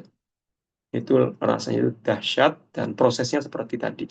Kalau prosesnya seperti tadi yang saya jelaskan, maka secara fikih hukumnya halal dikonsumsi, halal diperjualbelikan. Tapi jika biji kopi yang keluar bersama ampas kotoran binatang luwak tadi hancur, ya sudah tidak bisa diproses berikutnya. Karena itu sudah tidak mungkin disucikan. Itu tentang kopi luwak. Baik, Bapak Ibu para peserta yang saya hormati, itu tadi presentasi makalah tentang konsep halal haram dan juga fatwa Majelis Ulama Indonesia terkait dengan pangan, obat-obatan, kosmetik, dan jasa. Kita masih ada waktu kurang lebih 30 menit ke depan atau 25 menit ke depan bisa kita gunakan untuk berdiskusi tentang tema ini. Baik, saya kembalikan waktunya kepada Mbak Kania sebagai fasilitator pada sesi kali ini. Oke, baik. Terima kasih Bapak Yai atas pemaparan materi terkait dengan konsep halal haram. Selanjutnya kita akan masuk ke sesi tanya jawab nih Bapak Ibu. Bagi Bapak Ibu yang memang memiliki pertanyaan terkait dengan konsep halal haram ini, bisa langsung raise hand ya Bapak Ibu sekalian, biar nanti jawabannya dijawab oleh Pak Yai. Oke, baik. Yang pertama ada dari Bapak Muhammad Kurniawansyah. Silakan Bapak untuk bisa mengajukan pertanyaan. Baik Pak Kiai Arwani Sairozi. Assalamualaikum warahmatullahi wabarakatuh. Waalaikumsalam warahmatullahi. Silakan Pak Kurniawan. Terima kasih atas penjelasan yang diberikan. Namun ada beberapa hal yang ingin saya tanyakan Pak. Namun untuk pertanyaan pertama ini saya mohon maaf sebelumnya seandainya ada pertanyaan ini nanti menyinggung rekan-rekan kawan-kawan di meeting online ini. Itu pertanyaan pertama. Saya ingin menanyakan terkait dengan penanganan Pak Kiai, penanganan terhadap pekerja yang non Muslim. Jadi seandainya ada pekerja kita yang non Muslim, kita tidak tahu pada saat dia tidak bekerja, dia telah mengkonsumsi hal yang haram misalnya, misalkan seperti makan babi atau lain sebagainya. Dan kemudian dia masuk kerja. Nah ini kan tangannya ini kan bersentuhan dengan hal yang haram. Nah apakah cukup dengan dia masuk kerja dengan membasuh tangan menggunakan sabun, kemudian dia bisa bersentuhan lagi ke produk yang kita gunakan, atau ada solusi yang lain Pak Kiai? Itu yang pertama. Kemudian pertanyaan yang kedua Pak Kiai, penanganan terhadap kotoran hewan yang berasal dari hewan yang termasuk dalam ma'fu anhu, hewan yang toleransi. Contoh misalkan ada kotoran kecoa misalnya, itu langsung mengkontaminasi ke bahan baku. Apakah ini dikategorikan bahan bakunya itu sebagai najis atau hanya sebagai najis yang ma'fu anhu, jadi tidak masuk ke najis yang sedang. Nah, mohon penjelasannya Pak Kiai terhadap pertanyaan saya. Terima kasih. Assalamualaikum warahmatullahi wabarakatuh. Waalaikumsalam warahmatullahi. Baik, ini langsung dijawab saja ya Mbak Kania. Betul Bapak. Pertanyaan dari Pak Kurniawan tadi. Ada dua pertanyaan. Yang pertama terkait dengan karyawan non-Muslim ya. Tadi yang dijelaskan oleh Pak Kurniawan Syah. Jadi begini Bapak Ibu. Di tempat perusahaan Bapak Ibu atau di tempat pekerjaan Bapak Ibu, siapapun yang terlibat di situ boleh. Tidak harus orang Islam, tidak harus Muslim, non-Muslim pun boleh, selama itu memang memiliki kapasitas dan sesuai dengan yang dibutuhkan di perusahaan tersebut. Nah, terkait dengan sertifikat halal terhadap produk yang Bapak Ibu produksi, nah tentu ketika sudah mendapatkan sertifikat halal atau dalam proses pengajuan sertifikat halal, maka aturan-aturan yang adanya harus diikuti. Regulasi-regulasi tentang halal ini harus diikuti dari berbagai aspeknya tentu. Karena ini satu konsekuensi ya, ketika produk Bapak Ibu sudah berlabel halal ya harus mengikuti aturan regulasi yang ditetapkan dalam hal ini oleh BPJPH. Nah, tadi misalkan ada karyawan non-Muslim yang di luar bekerja, di luar jam bekerja, kemudian mengkonsumsi sesuatu yang haram yang secara fikih tadi termasuk yang najis berat, misalkan najis mukhaladhah, taruhlah babi misalkan. Nah ini bagaimana? Pertama yang perlu diperhatikan oleh Bapak Ibu dan para peserta semua, yang pertama mungkin ya di antara bagian dari prosedur yang ada di perusahaan Bapak Ibu ketika ada karyawan yang non-Muslim, ya mungkin ada baiknya ada semacam pemberitahuan untuk sekaligus juga memberikan tempat untuk misalkan siapa yang habis makan babi atau apa, agar mensucikan di situ, tempat mensucikan dengan menyediakan tempat untuk 7 kali siraman tadi misalkan, seperti itu. Nah ini bagian dari prosedur ya, atau secara teknis. Nah kalau secara fikih lebih bahkan begini, kalau secara fikih ya, selama tidak melihat dengan mata kepala sendiri atau tidak atas dasar pengakuan, maka siapapun dia ya dianggap semuanya suci. Maksudnya begini, kalau misalkan ada karyawan non-Muslim, kemudian dia makan babi di luar, dan kita tidak tahu, dan dia pun tidak memberitahu, ya sudah, selama kita tidak tahu dan dia tidak memberitahu, ya kita menganggap atau itu dianggap dia suci, tidak masalah. Selama kita tidak tahu dan dia tidak memberitahu.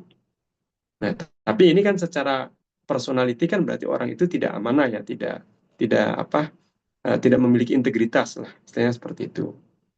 Nah, jadi kalau secara fikih, selama kita tidak melihat dengan mata kepala kita sendiri bahwa si fulan ini makan babi misalkan, atau makan sesuatu yang najis tadi, secara fikih ya, atau dia tidak mengaku, artinya tidak memberitahu, ya sudah, karyawan tersebut ya dianggap dalam keadaan suci, tidak ada masalah. Nah, tapi bagian dari prosedur karena konsekuensi produk yang Bapak Ibu produksi itu berlabel halal, ya tentu harus ada prosedur untuk menjaga kehalalannya itu tadi. Di antaranya misalkan ada pemberitahuan kalau setelah bersentuhan dengan najis atau makanan yang secara fikih najis dan haram, silakan ada tempat untuk cuci yang memang di situ disediakan. Misalkan seperti itu. Ya, itu tadi Pak eh, Kurniawan Syah untuk yang pertanyaan pertama. Nah, Ya, pertanyaan yang kedua tadi, kotoran dari hewan yang najis ma'fun anhu. Nah, ini sebenarnya ya Bapak Ibu, untuk yang dikatakan ma'fun anhu itu hanya bangkainya saja. Bangkainya saja, tapi ada ulama yang mengatakan juga termasuk kotorannya. Artinya kotoran cicak, kotoran apa apa kecoa, misalkan ada yang mengatakan ma'fun anhu juga, tapi kalau yang kotorannya ini ada juga yang mengatakan itu najis yang tidak dimaafkan. Artinya kalau yang dimaafkan hanya bangkainya saja. Bangkai kecoanya, bangkai capungnya, atau bangkai, ceritanya ini pada bangkainya gitu ya. Soalnya kalau bangkai selain itu kan najis. Bangkai burung, bangkai ayam, bangkai bebek itu najis. Nah, ini kalau bangkai capung, bangkai cicak, bangkai kecoa itu najis tapi maupun anhu.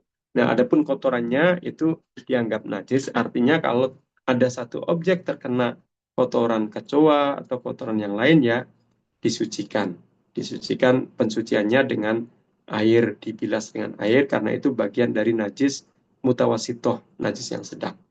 Nah, sekarang kalau bahan baku terkena itu, nanti dilihat kalau memang bisa disiram dengan air ya boleh disiram dengan air. Kalau tidak bisa disiram dengan air, misalkan dipotong ya sudah, dipotong bagian yang terkenanya saja. Bagian yang terkenanya saja. Ini ada satu riwayat dulu Rasulullah SAW ditanya oleh seorang sahabatnya. Kata sahabatnya ini, Rasulullah ini di rumah saya ada mentega, ya semacam mentega atau keju ya. Ini terkena bangkai tikus. Bagaimana nih? Apa saya buang semuanya? Kata Rasulullah, jangan. Pokoknya yang terkena bangkai dan sekitarnya itu kamu buang, selebihnya itu masih halal bisa kamu eh, konsumsi, bisa dimanfaatkan. Jadi yang sekitarnya saja. Nah, jadi nanti kalau bahan bakunya seperti apa, nah yang terkena itu bisa yang terkenanya saja, atau kalau yang bisa disiram dengan air ya disiram, dibersihkan dengan air. Nah, itu untuk kaitan dengan najis. Pertanyaan yang kedua tadi, Pak Kurniawan. ya.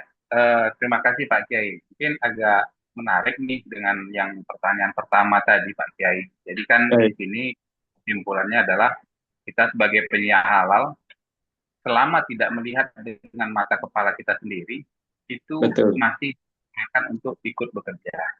Tapi kan sebenarnya dalam sisi halal ini kan tadi juga sudah disampaikan, antara hitam putih ini jangan menjadi abu-abu. Sebenarnya Betul. secara tidak langsung kita tahu nih, walaupun kita tidak melihat dengan mata kepala kita sendiri, walaupun ya seperti kita di Medan itu kan banyaklah yang makanan-makanan yang non halal. Kita Betul. tahu tapi ada yang mengkonsumsi itu. Jadi menurut menurut dari jawaban tadi, baiknya disediakan fasilitas untuk mensucikan daripada najis tersebut ya Pak Kiai ya. Tidak Betul. bisa diganti, apakah tidak bisa digantikan tanahnya itu dengan sabun? Karena saya pernah mendengar juga seperti itu Pak Iya, Kiai. jadi betul. Difasilitasi ada satu tempat untuk cuci tangan atau cuci yang terkena najis mughalladh, najis berat tadi.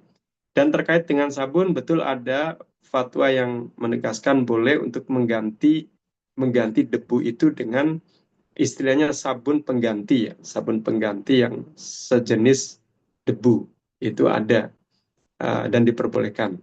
Cuman kalau kalau memang ada debu yang bisa dikondisikan ya lebih afdol dengan debu untuk campuran salah satu dari 7 siraman air tadi. Dan tadi yang terkait dengan karyawan non-muslim ya tentu kita kan tidak bisa mantau secara pasti ya bahwa dia keluar kemudian makan non halal dan lain sebagainya. Artinya selama dia tidak memberitahu dan selama kita tidak tahu dengan mata kepala sendiri ya kita menganggapnya orang itu ya dalam keadaan suci. Nah, kurang lebih secara itu, secara fikih ini ya Pak. Tapi kalau secara aturan perusahaan, karena sudah mengajukan sertifikat halal dan konsekuensinya harus mengikuti regulasi aturan halal, ya tentu harus dibuat sistem aturan. Misalkan ya tadi ada pemberitahuan yang habis mengkonsumsi non halal untuk mensucikan tangannya atau alat-alat makannya misalkan. Ya, seperti itu. Baik, saya kembalikan ke Mbak Kania. Terima kasih Pak Kiai. Assalamualaikum warahmatullahi Ya, wabarakatuh. sama-sama. Baik, Waalaikumsalam. terima kasih Bapak Kurniawansyah. Tadi kita lanjut ke pertanyaan kedua dari Bapak Afan Banondirga. Silakan kepada Bapak Afan untuk bisa mengajukan pertanyaan. Baik, bismillahirrahmanirrahim. Assalamualaikum warahmatullahi wabarakatuh, Pak Kiai. Sehat, Pak Kiai. Waalaikumsalam warahmatullahi. Ya, baik. Silakan Pak Afan. Salam kenal, Pak. Saya Afan. Saya dari pelaku restoran gitu ya, Pak ya. Jadi Baik, sama-sama. ada beberapa yang saya mohon pencerahan dari Pak Kiai. Sebetulnya juga tadi sempat disinggung sama Pak Kurniawan. Mohon pencerahan Pak Kiai. Yang pertama gini, kaitannya sama halal, Pak. Jadi memang Baik, salah satu kami sudah mempasang informasi bahwa tidak boleh membawa makanan dan minuman dari luar khusus untuk pengunjung gitu ya Pak Kiai. Mungkin kalau tadi Pak Kurya menanyakan tentang karyawan non muslim gitu ya yang kemudian bekerja, kemudian mengkonsumsi produk yang mungkin non halal, kalau kami mungkin isunya adalah kadang-kadang kita tidak bisa menghalangi baik, gitu ya Pak Kiai pengunjung atau customer untuk makan atau membawa produk yang kita sendiri tidak tahu kehalalannya seperti itu Pak Kiai. Nah, kira-kira mungkin solusi apa dari Pak Kiai gitu ya, baiknya seperti apa? Karena kami juga satu sisi dilematis Pak Kiai. Jujur saja kalau secara pelaku usaha mungkin kalau kita menolak dengan tegas juga mungkin akan berimbas kepada baik. yang lain gitu ya karena zaman sekarang media sosial luar Betul. biasa gitu ya. Itu pertanyaan pertama Pak Kiai. Pertanyaan yang kedua kaitannya sama distribusi barang Pak Baik, Kiai. Jadi mungkin kita kadang menggunakan distribusi dari bisa dibilang pihak ketiga atau supplier baik, gitu ya mengirimkan kepada kami. Kadang untuk supplier ini kan mungkin dia tidak hanya mengirimkan ke satu tempat Pak baik. Kiai. Jadi mungkin bisa dikatakan di kami mengambil produk-produk yang halal, misalnya contohnya barang dry gitu ya, powder atau apa. Tapi ternyata misalnya kita tidak pernah tahu supplier tersebut ternyata membawa alkohol gitu Baik. ya, membawa minuman keras di dalam satu mobil box atau satu kendaraan. Walaupun memang minuman keras tersebut tidak ke tempat kami. Mungkin mohon pencerahan Pak Kiai kalau seperti itu kira-kira hukum fikihnya seperti apa? Apakah itu tetap dibilang sebagai haram gitu ya karena bercampur di dalam satu tempat atau seperti apa? Mungkin itu Pak Kiai. Baik. Baik, tadi Pak Afan Banondirga ya, yang kaitan dengan apa restoran atau kuliner. Tadi yang pertama ada customer yang membawa makanan dari luar yang non halal lah kurang lebih seperti itu masuk ke dalam restoran. Nah, ini menjadi satu dilema. Pertama begini Pak, jadi mungkin ada pemberitahuan yang secara umum tadi kan sudah sesuai prosedur ya, artinya tidak boleh pengunjung tidak boleh membawa makanan dari luar. Tapi faktanya ternyata masih ada yang membawa dan itu tidak bisa pengelola restoran secara tegas karena nanti imbasnya tadi katanya medsos dan lain sebagainya. Nah, ini mungkin sebagian bagian dari antisipasi adalah pihak restoran menyediakan apa ya alat-alat makan khusus atau yang terpantau ketika ada pengunjung yang membawa makanan non halal, misalkan bawa babi misalkan. Nah, ini kira-kira terpantau maksudnya apa? Maksudnya ketika selesai makan, maka alat-alat yang digunakan tadi ya harus disucikan sesuai dengan prosedur secara fikih, 7 kali siraman, salah satunya dicampur debu. Kalaupun bisa ada tempat khusus, maka ini lebih baik. Karena dalam aturan sertifikat halal, kalau tidak salah, itu kalau ketika ada produk halal dan non-halal, halal dan non-halal, itu etalase juga kan harus dipisah, misalkan. Etalase dipisah, kemudian tempat produksi dipisah. Nah, ini ada baiknya kalau memang di restoran Pak Afan tadi tidak memungkinkan untuk melarang yang seperti tadi, ya ada tempat khusus lah, ada tempat khusus dan ada alat khusus untuk pengunjung yang membawa makanan non halal tadi, sehingga nanti penanganannya itu ya sesuai dengan koridor syar'i, pensuciannya dan lain sebagainya. Itu untuk yang pertama, karena ini bagian dari konsekuensi ketika perusahaan atau restoran Bapak Ibu sudah bersertifikat halal, maka konsekuensinya ya itu tadi harus terus memperhatikan dan mengikuti regulasi halal BPJPH. Kemudian yang kedua, distribusi barang. Nah, ini barang yang didistribusikan ke restoran Van itu ternyata satu armada dengan barang-barang lain yang diantaranya misalkan khamar, di situ ada minuman yang memabukkan. Jadi pertama, kalau sudah dipastikan, kalau misalkan apa perusahaan atau restoran Pak Afani sudah bersertifikat halal, maka ada baiknya juga menyampaikan ke pihak supplier atau mencari supplier yang sudah bersertifikat juga. Karena sekarang perusahaan ekspedisi juga kan banyak yang mengajukan sertifikat halal. Artinya perusahaan ekspedisi pengiriman jasa ini ada yang sudah banyak yang sudah bersertifikat halal. Artinya kalau sudah bersertifikat halal, itu mereka memperhatikan bagaimana ketika barang yang dibawa ini yang halal atau non halal. Ada prosedur khusus. Nah, ada baiknya sebagaimana misalkan Pak Afan mengambil supplier daging-dagingnya itu dari RPH yang sudah bersertifikat halal untuk suplai daging-dagingnya. Nah, ini bagian dari konsekuensi setelah restorannya sudah bersertifikat halal. Tapi kalau pada kasus tadi kejadian misalkan, satu mobil, satu kendaraan dengan minuman khamr di situ, ya sebenarnya selama itu tidak bocor, tidak ada rembesan, ya itu sudah aman sebenarnya. Tidak dipastikan tidak ada rembesan air dari minuman tadi, artinya berarti tidak terkontaminasi najis. Tapi kalau dalam prosedur halal di BPJPH, yaitu tidak dibenarkan. Artinya ada di satu armada yang halal dengan yang non halal tadi. Ya, itu jawabannya Pak Alvan. Terima kasih Pak Kiai, cukup jelas. Sama ya. Saya kembalikan ke Mbak Kania. Oke, baik, Pak Yai. Mungkin kita coba beralih ke pertanyaan yang di chat, Bapak. Dari Bapak AM Yusril Mahendra. Jadi pertanyaannya adalah, dalam industri AMDK, aspek yang biasanya menjadi fokus utama auditor halal saat melakukan audit itu apa aja ya, Pak? Mungkin bisa langsung dijawab, Pak Yai. Nah, ini sebenarnya pertanyaannya nanti ada narasumber yang terkait nih, Pak Yusril ya. Jadi nanti terkait tugas fungsi Bapak Ibu sebagai penyelia atau sebagai auditor, apa yang menjadi penekanan ketika menjalankan tugas.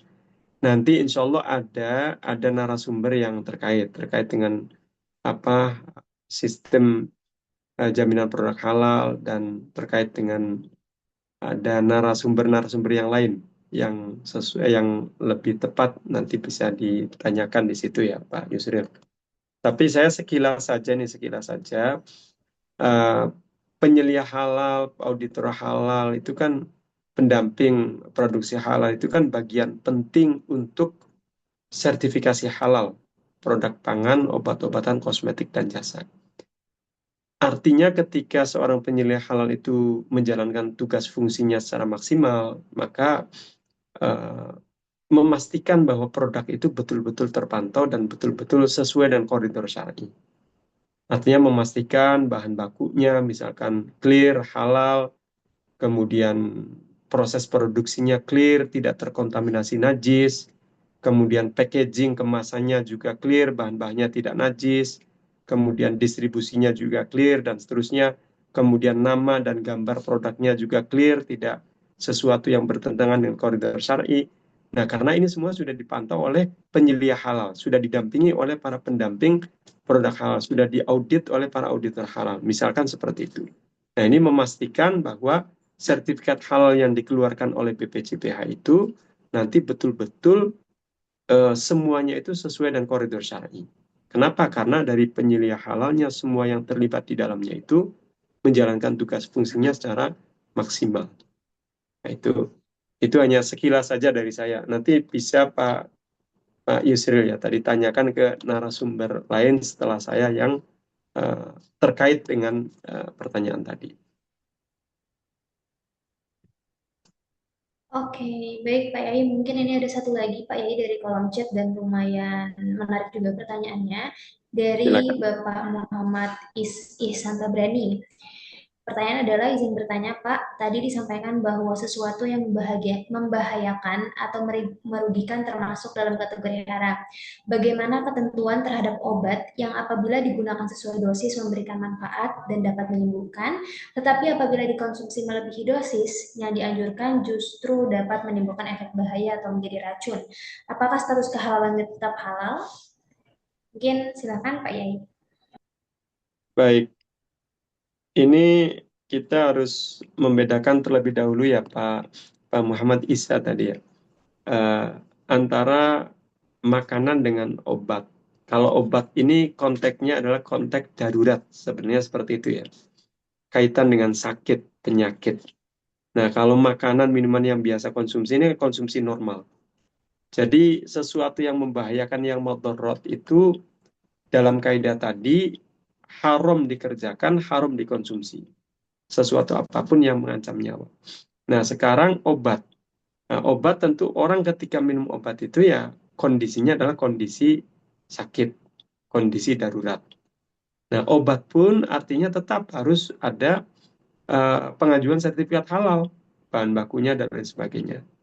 Nah, terkait dengan dosis, nah ini kan kaitannya dengan para medis nih, Bapak Ibu, para medis, para dokter. Artinya ketika dokter merekomendasikan obat A atau obat B atau obat C diminum sesuai dengan dosis, itu akan bermanfaat, akan apa menyembuhkan penyakit. Nah, itu diperbolehkan. Kenapa? Karena ya itu kondisinya kondisi yang apa bukan kondisi normal ya, kondisi darurat sakit dan itu yang merekomendasikan adalah ahli medis, dokter. Dengan catatan harus sesuai dengan dosis. Nah, kalau melebihi dosis ya tentu nanti akan berubah menjadi haram karena ada unsur madharah membahayakan yang tadi mengancam nyawa. Nah, itu jawabannya Pak Muhammad Isya tadi. Oke, baik Pak Yai. Mungkin memungkinkan nggak Pak Anies kalau satu lagi Pak? Atau kita Boleh, cukupkan boleh, di sini Pak? silakan. Satu lagi ya, nggak apa-apa. Oke. Satu lagi ya Pak, mungkin kepada Ya, Bu Ria Retnowati, dipersilakan Bu Ria untuk mengajukan pertanyaan Ibu. Baik, terima kasih Mbak Kania. Jadi dikasih kesempatan terakhir nih. Baik, terima kasih Bapak Arwani izin bertanya. ya, sama-sama. Silakan, Bu. Ya, ada dua hal. Yang pertama terkait produk asam kawa ya, asam Jawa yang melalui proses fermentasi. Kebetulan dalam proses karena kami ada kegiatan pembinaan dengan UMKM yang melakukan pengolahan produk perikanan. Salah Baik, satunya itu pembuatan pempek menggunakan asam. Nah, kan tapi untuk di zaman sekarang kan yang asam benar-benar asam murni kan udah susah ya, pasti asam betul. yang melalui proses fermentasi. Pertanyaan saya, meskipun itu proses fermentasi, sebenarnya kan secara nyatanya sebenarnya tidak menimbulkan kondisi di badan mabuk atau seperti itu ya Pak Ustadz ya, Baik, cuma Pak Kiai, bagaimana pandangan Islam terkait itu? Apakah masuk kategori haram? Itu yang pertama. baik, Terus yang kedua terkait ikan. Nah, ikan kan termasuk positif list. Nah, sejauh mana batasannya ikan yang digunakan sebagai bahan baku itu masih dikategorikan positif list tanpa ada misalnya kalau tadi kan ikan misalnya dan sayur selama tidak ada pengolahan kan baik, masih masuk kategori positif list. Namun misalnya gini, ikan ini tetap segar, cuma distribusinya kan macam-macam nih ya, Pak. baik. Mungkin dari pasar bisa langsung ke si pengolah produknya atau bisa melalui supplier lagi dan rantainya macam-macam lah situasinya. Ada yang menggunakan cool box, ada yang bisa langsung, namun tidak berubah bentuk, tidak terjadi penanganan atau pengolahan, masih utuh, namun hanya berbeda dari sisi distribusinya. Nah, sejauh mana pandangan Islam ini melihat bahan baku ikan ini masih dianggap masuk kategori positif list? Mungkin dua itu. Baik. Terima kasih. Baik, tadi Bu Ria ya, ada 2 pertanyaan terkait dengan asam Jawa yang melalui proses fermentasi. Ya, itu yang pertama. Jadi intinya begini, Bu. Apapun yang dikonsumsi dengan olahan ataupun dengan secara alami, nah nanti kalau pertama tidak membahayakan, kalau tadi kaitan fermentasi misalkan tidak memabukkan, nah ini masih dalam kategori halal untuk dikonsumsi. Jadi patokannya di situ. Jadi nanti bentuknya apapun, kemudian menjadi apapun ya itu patokannya di situ. Selama tidak membahayakan, kemudian tidak memabukkan, maka masih boleh digunakan. Dengan catatan bahan bakunya ya sesuatu yang halal dan suci. Tadi kan asam Jawa, itu kan halal dan suci. Nah, kemudian ikan. Nah, ikan ini bagian dari positive list, artinya suatu yang sebagaimana bahan nabati yang tidak perlu ada sertifikat halal misalkan. Nah, ini ikan yang belum diolah dalam arti ya ikan masih segar, terlepas dia proses pengirimannya, misalkan tadi kan ada box khusus, misalkan atau ada apa, ada saya tidak tahu nanti kalau campuran ya, ada campuran bahan kimia tertentu untuk proses distribusi untuk pengawetan misalkan.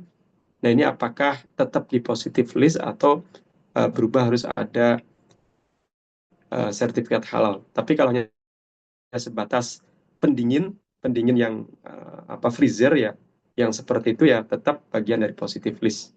Nanti untuk yang barangkali ada contoh distribusi ikan dari tempat pelelangan menuju ke pasar-pasar atau tempat-tempat resto dan lain sebagainya yang ada campuran-campurannya, coba nanti bisa Bu Ria tanyakan ke narasumber yang terkait dengan apa titik kritis nanti ada Bu. Oke.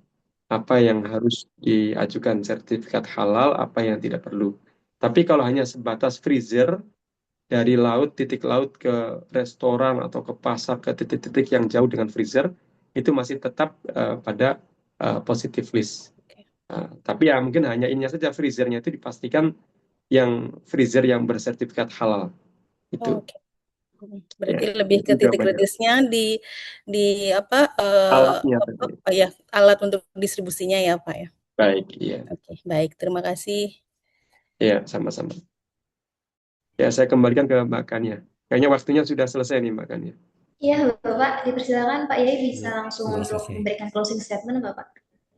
Baik, Alhamdulillah Bapak Ibu para peserta kita sudah menyelesaikan presentasi dan diskusi tentang konsep halal haram dan juga fatwa Majelis Ulama Indonesia terkait dengan pangan, obat-obatan, kosmetik, dan jasa. Mudah-mudahan apa yang kita diskusikan bermanfaat dan Ibu Bapak para peserta di kemudian hari menjadi penyelia halal di tempat tugas masing-masing. Dan ada baiknya Bapak Ibu terus menambah wawasan tentang fikih yang terkait dengan pangan, obat-obatan, kosmetik, dan jasa dengan membaca hasil-hasil fatwa Majelis Ulama Indonesia bisa secara online di websitenya atau di-download filenya secara gratis. Ini akan sangat bermanfaat dan itu saja sebagai closing statement. Kurang lebihnya saya mohon maaf jika ada kekurangan dan kekhilafan. Akhirul kalam. Wassalamualaikum warahmatullahi wabarakatuh. Waalaikumsalam. Waalaikumsalam warahmatullahi wabarakatuh. Terima Terima kasih kasih banyak Pak Pak Yai. Yai. Sama-sama. Saya izin pamit Bapak Ibu Waalaikumsalam semuanya. Silakan, silakan Pak. Ya Bapak, dipersilakan Bapak. Baik, Bapak Ibu sekalian, sebelumnya mohon maaf kalau misalkan tadi ada beberapa pertanyaan yang memang masih belum terjawab. Nantinya Bapak Ibu karena ini masih materi-materi dasar ya Bapak Ibu, nanti beberapa hari ke depan atau bahkan setelah ini akan ada masuk ke materi teknis nih Bapak Ibu. Jadi jika pertanyaan Bapak Ibu nanti berkaitan dengan teknis, Bapak Ibu bisa langsung menanyakan di sesi selanjutnya Bapak Ibu sekalian. Oke, mungkin sekian untuk sesi kedua kali ini, Bapak Ibu. Saya mohon maaf apabila ada salah-salah kata dalam dengan kata dan perbuatan. Kalau misalkan memang ada pertanyaan, bisa langsung tanyakan ke fasilitator masing-masing ya, Bapak Ibu. Saya izin pamit, saya serahkan kembali ke Pak Osep. Wassalamualaikum warahmatullahi wabarakatuh. Waalaikumsalam warahmatullahi wabarakatuh. Terima kasih Mbak Kania. Bapak Ibu sekalian, jadi materi tentang konsep halal haram ya, tentang najis, tentang hukum, kemudian tentang beberapa fatwa sudah disampaikan oleh Pak Yai Arwani Seroji.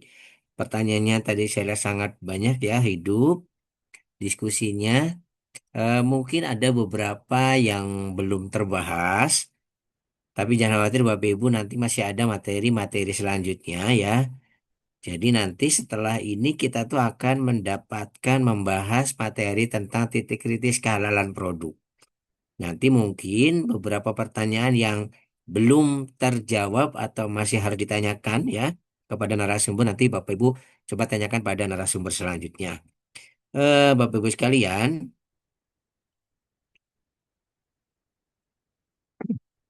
oke Bapak Ibu sekalian, eh kita istirahat dulu ya sesuai jadwal. Kita akan istirahat sampai dengan pukul 15.00. Ya, nanti setelah itu kita akan masuk ke materi selanjutnya. Kita tutup dulu sesi kedua ini. Nanti setelah itu kita beristirahat dan kita akan ketemu lagi pukul 15.00 Bapak Ibu ya untuk mengikuti materi selanjutnya yaitu materi titik kritis kehalalan produk. Silakan Bapak Ibu beristirahat. Selamat beristirahat. Assalamualaikum warahmatullahi wabarakatuh.